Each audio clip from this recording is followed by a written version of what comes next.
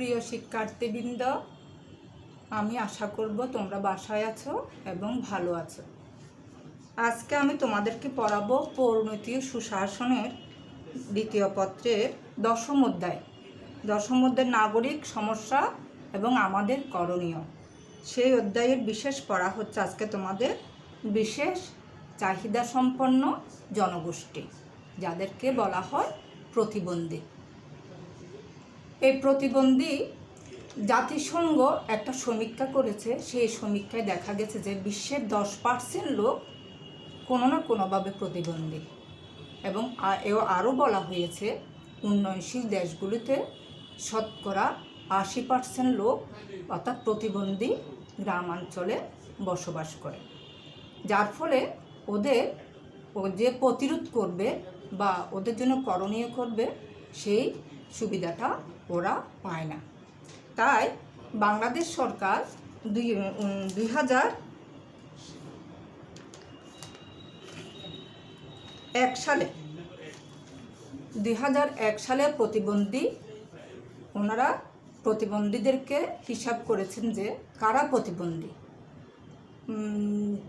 যে কোনো লোক যে কোনো উপায়ে, অর্থাৎ কোনো দুর্ঘটনায় বা কোনো অসুখের কারণে বা আরও অন্য কোনো কারণে যদি দুর্ঘটনায় পতিত হয় বা অপচিকিৎসায় প্রতিবন্ধী হতে পারে, অর্থাৎ আমরা তাদেরকেই প্রতিবন্ধী বলবো যারা চলাচলে সম্পূর্ণ অক্ষম বা আংশিক অক্ষম, তাদেরকে প্রতিবন্ধী বলা হয়। এটা আমাদের দেশে 2001 সালে ওদের জন্য একটা আইন করা হয়েছে। এখন আমরা দেখব প্রতিবন্ধী কত রকমের। প্রতিবন্ধী হয় মৃদু, মাঝারি এবং চরম। অর্থাৎ মৃদু যাদের উপসর্গ আছে, যাদের মাঝারি আছে, যাদের মৃদু থেকে একটু বেশি, এবং চরম যারা অতিমাত্রায়, তাহলে ওরাও প্রতিবন্ধী। প্রতিবন্ধী আবার অনেক প্রকারের, মোটামুটি 6 প্রকারে নির্ধারণ করা হয়েছে। এক হচ্ছে দৃষ্টি প্রতিবন্ধী। আমরা দেখি দৃষ্টি প্রতিবন্ধী হচ্ছে যে যারা চোখে দেখতে পায় না। 2 হচ্ছে শারীরিক প্রতিবন্ধী। যেসব প্রতিবন্ধীদের হাত পা অবশ বা শারীরিকভাবে অক্ষম, তাদেরকে বলা হয় শারীরিক প্রতিবন্ধী। 3 হচ্ছে শ্রবণ প্রতিবন্ধী। শ্রবণ যারা কানে কথা শুনতে পায় না। বাক প্রতিবন্ধী যাদের উচ্চারণ স্পষ্ট নয়, অন্যরা গ্রহণ করতে পারে না, তাদেরকে বলা হয় বাক প্রতিবন্ধী।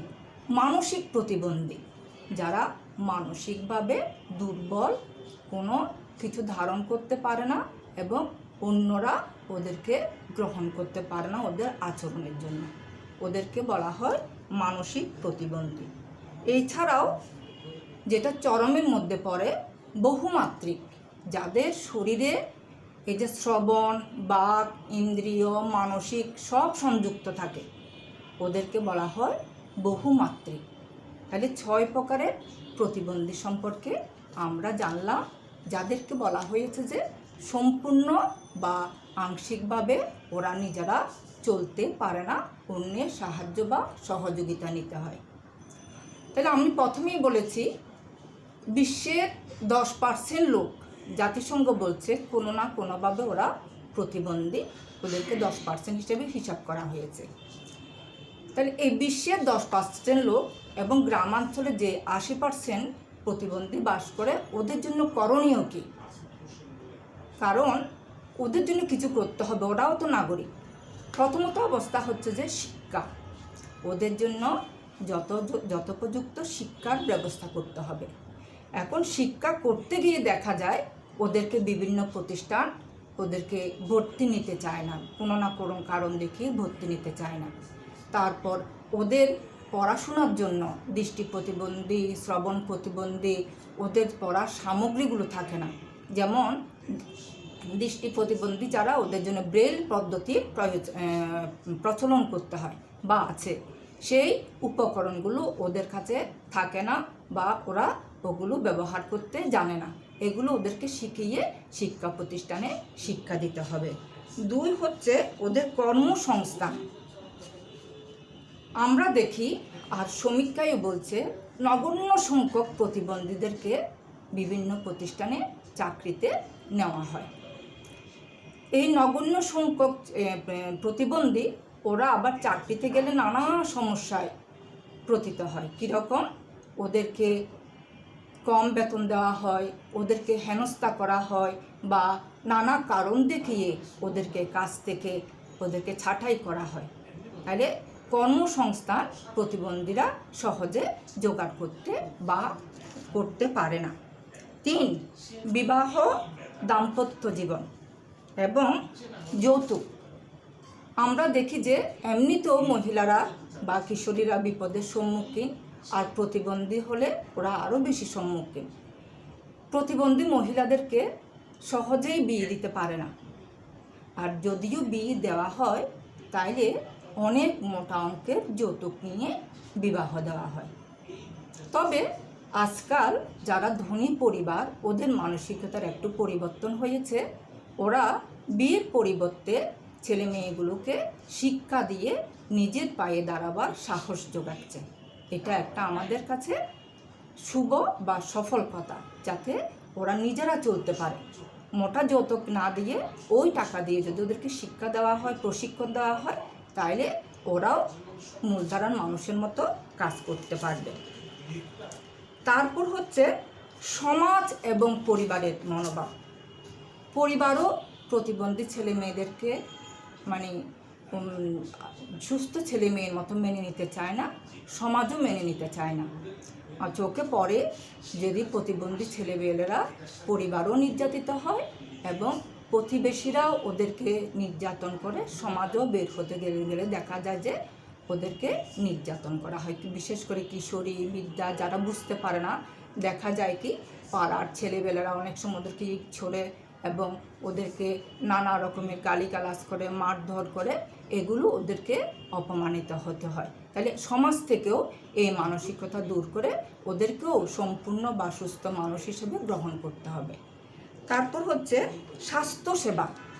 প্রতিবন্ধীদের জন্য সাধারণ মানুষের স্বাস্থ্যসেবা হলে হবে না, প্রতিবন্ধীদের স্বাস্থ্যসেবা বেশি প্রয়োজন, অর্থাৎ আলাদা স্বাস্থ্যসেবার ওদের প্রয়োজন। সেই স্বাস্থ্যসেবা আমাদের দেশে ওদের জন্য সুযোগ সুবিধাটা একটু কম, সেই সুযোগ সুবিধাটা ওদের জন্য বাড়াতে হবে। তারপর হচ্ছে স্বাভাবিক শারীরিক বৃদ্ধি। স্বাভাবিক মানুষ জন্মের পর শৈশব, কৈশোর, যৌবন, বৃদ্ধ এভাবে পরিবর্তন হয়, কিন্তু যারা প্রতিবন্ধী ওরা সে শারীরিক পরিবর্তনটা বুঝতে পারে না। এমনকি ওদের পরিবারও ওদের সে পরিবর্তনটা কোনো ক্ষেত্রে মেনে নিতে চায় না।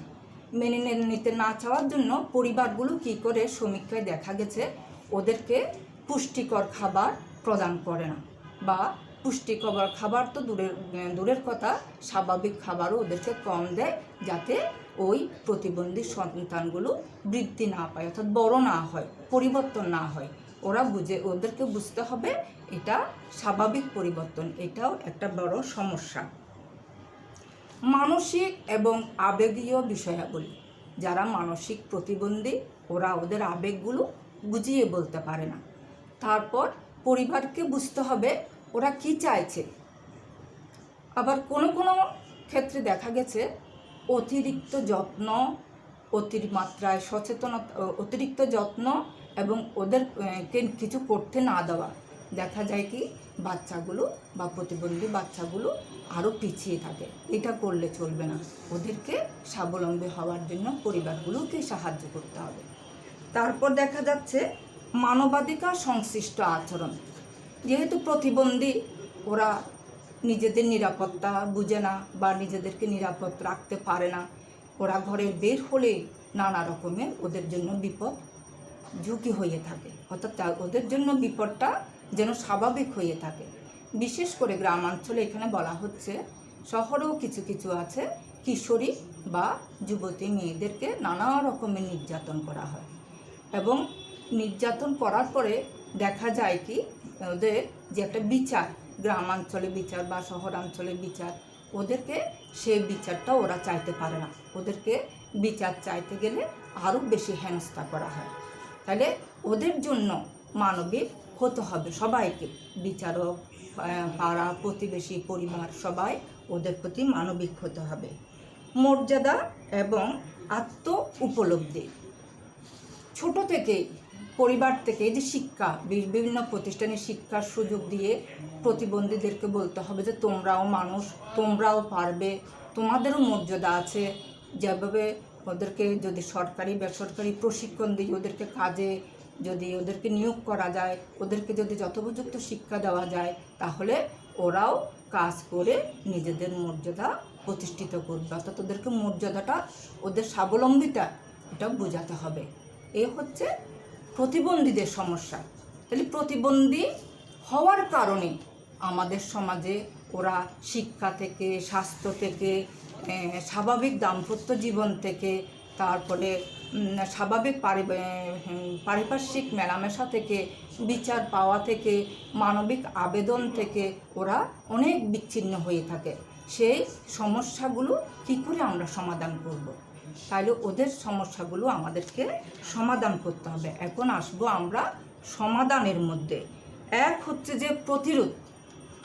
তাহলে প্রথমেই এই যে 10% বা গ্রামাঞ্চলে এই যে 80%-এর কথা বলা হচ্ছে, তাহলে এগুলো আমাদেরকে আগে মানুষ জানতো না, যার ফলে এই প্রতিবন্ধী বিষয়টাও এখন পাঠ্যক্রমের মধ্যে দেওয়া হয়েছে যাতে সবাই জানতে পারে, তোমরাও জানতে পারো।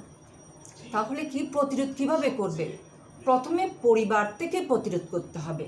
জন্মপূর্ব এবং জন্মের পর, জন্মপূর্ব যে টিকা দেওয়া হয় মাতৃকালীন, সেই টিকাগুলো দেওয়া, জন্মের, তারপরে পুষ্টিকর খাবার খাওয়া, আয়োডিন লবণ খাওয়া, নিরাপদ পানি খাওয়া, এগুলোর মাধ্যমে শরীর সুস্থ থাকে। তাহলে সুস্থ সন্তান হলে প্রতিবন্ধী হওয়ার আশা থাকে না। তাহলে আগাম প্রতিরোধ টিকা, সেই টিকাটাও দিতে হবে পরিবার থেকে, এবং পরিবারের মাকে, পরিবারের সবাইকে সচেতন করতে হবে সুস্থ সন্তান জন্ম দেওয়ার জন্য। যাতে, কারণ এখন সমীক্ষায় দেখা যাচ্ছে যে যদি পরিবারে জন্মপূর্ব এবং জন্মের পর যত্ন নেওয়া হয়, তাহলে প্রতিবন্ধিত্বের পরিমাণটা নাকি কম হয়ে আসে। এক। দুই হচ্ছে চিহ্নিত করতে হবে। প্রতিবন্ধীকে চিহ্নিত করা। কিভাবে চিহ্নিত করবে? বিদ্যালয় থেকে, হাসপাতাল থেকে, বিভিন্ন স্বাস্থ্যকেন্দ্র থেকে ওদেরকে চিহ্নিত করে, ওদের তালিকা করে, একটা রাষ্ট্রীয়ভাবে ওদের তালিকাকরণ করে ওদেরকে কেন্দ্রে, তথ্য কেন্দ্রে পাঠাতে হবে। সেখানে প্রতিবন্ধীদেরকে রেজিস্ট্রিকরণ করে রাখতে হবে। জানতে হবে দেশের সবাইকে এত প্রতিবন্ধী বিভিন্ন জায়গায় কোথায় ওরা কিভাবে আছে, সেই হিসেবে ওদেরকে নানা রকমের সাহায্য এবং সহযোগিতা দিতে হবে।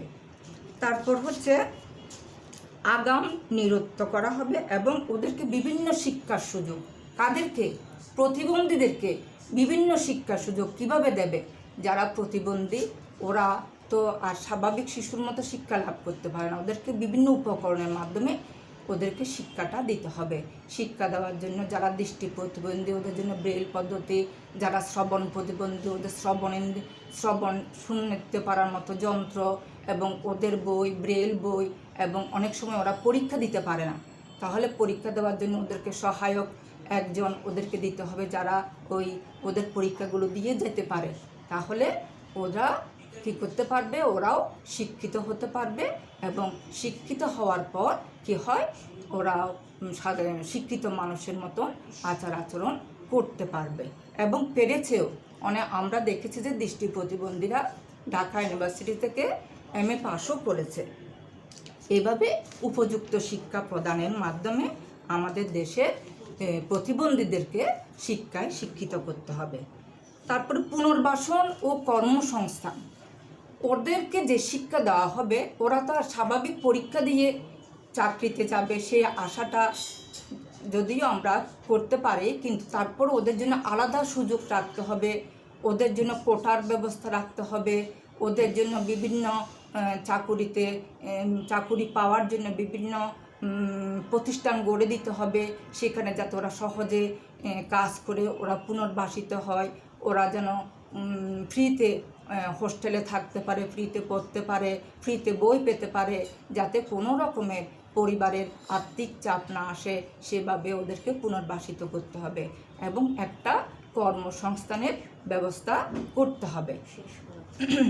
মুক্ত চলাচল, প্রতিবন্ধী যারা ওদের মুক্ত চলাচল কীরকম? বিমান, ট্রেন, পার্ক, বাস যাই ওদেরকে ফ্রিতে চলাচলের সুযোগ দিতে হবে। প্রতিবন্ধী একটা কার্ড আছে যেটা রেজিস্ট্রেশন করা হয়, সেই কার্ডটা দেখালে ওদেরকে ফ্রিতে চলাচলের সুযোগ দিতে হবে। চিত্ত বিনোদন, আমাদের সাধারণ মানুষের মতো ওদেরকে চিত্ত বিনোদনের ব্যবস্থা রাখতে হবে। বিশেষ করে টেলিভিশনে সাংকেতিক ভাষায় যদি ওদেরকে অনুষ্ঠান প্রচার করা হয় তাহলে ওরা সেই অনুষ্ঠানগুলো দেখবে এবং আনন্দ লাভ করবে। তাহলে সব কিছু ওদের করতে হবে কি স্বাভাবিক এবং মূল ধারায় ফিরিয়ে আনার জন্য। সর্বোপরি যেটা করতে হবে প্রতিবন্ধীদেরকে সেটা হচ্ছে যে সরকারি এবং বেসরকারি উদ্যোগ। আমরা দেখি যে আমাদের বর্তমান সরকার প্রতিবন্ধীদের জন্য সে কোটা দিয়েছে, পড়ার সুযোগ দিয়েছে এবং আরও যদি সুযোগ দেয়, আরও বেসরকারিগুলো যদি এগিয়ে আসে, প্রশিক্ষণের ব্যবস্থা করে, সে প্রশিক্ষণের ব্যবস্থা করার জন্য প্রশিক্ষণের শিক্ষকদেরকেও প্রশিক্ষণ দিতে হবে এবং ছাত্রগুলো যাতে প্রশিক্ষণ পেতে পারে সে সুযোগ সৃষ্টি করলে আস্তে আস্তে প্রতিবন্ধীরা সাধারণ মানুষের মতো ওদের কাজকর্মে এবং শিক্ষিত নাগরিক হিসেবে গড়ে উঠবে। তাহলে প্রতিবন্ধী আর আমাদের কাছে সমস্যা হিসেবে থাকবে না। প্রিয় শিক্ষার্থীবৃন্দ, আজকে এই পাঠ শেষে আমরা এবং তোমরা কি শিখতে পারলাম? আমরা শিখতে পারলাম আমাদেরও এই সন্তান, আমাদেরও ছাত্রছাত্রী, আমাদেরও প্রতিবেশী প্রতিবন্ধী আছে যাদেরকে বলা হয় বিশেষ চাহিদা সম্পন্ন জনগোষ্ঠী। তাহলে এই বিশেষ চাহিদা সম্পন্ন জনগোষ্ঠীর প্রতি আমরা কি হব? আমরা মানবিক হব, আমরা আন্তরিক হব, তবে দেশে কি হবে? সুনাগরিক হিসেবে গড়ে উঠবে। আমি আশা করব আবার তোমরা বাসায় পড়ছো এবং ভালো থাকবে। ধন্যবাদ।